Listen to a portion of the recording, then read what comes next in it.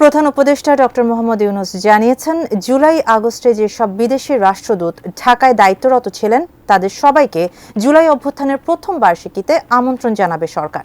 রোববার দুপুরে অস্ট্রেলিয়ার ভারপ্রাপ্ত হাইকমিশনার নর্দিয়া সিম্পসন তার সাথে বিদায়ী সাক্ষাৎ করতে এলে একথা বলেন তিনি।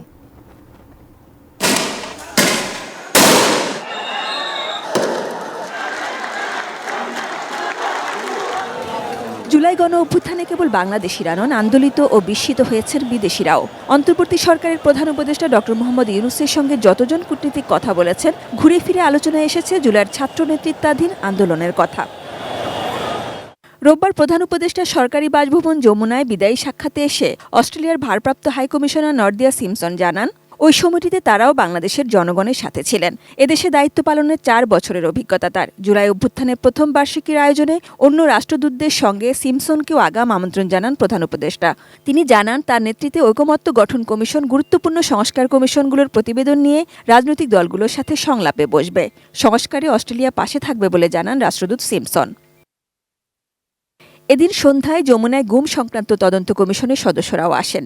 বৈঠকে গুমের ঘটনায় তদন্তের অগ্রগতি সম্পর্কে জানান তারা। 6 বছরের শিশুকে গুম সহ কয়েকটি গুমের ঘটনার নৃশংস বর্ণনা দেন তারা। এ সময় তারা জয়েন্ট ইন্টারোগেশন সেল বা আয়নাঘর পরিদর্শনে যেতে আবার অনুরোধ জানালে প্রধান উপদেষ্টা তাতে সম্মতি জানান। প্রধান উপদেষ্টা বলেন, তদন্তে যে ঘটনাগুলো উঠে এসেছে তা গা শিউরে ওঠার মতো।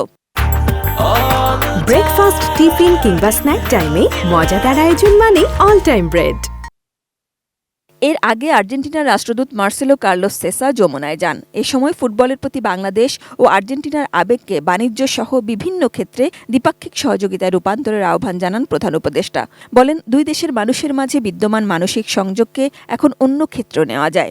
রাষ্ট্রদূত সেসা আর্জেন্টিনার বুয়েন্স আইরেসে বাংলাদেশ দূতাবাস খোলার বিষয়টি বিবেচনার অনুরোধ জানান এবং সে দেশে ক্ষুদ্র ঋণ চালুর জন্য বাংলাদেশের সহযোগিতা চান। Sajida Sweety, ATN news, Dhaka.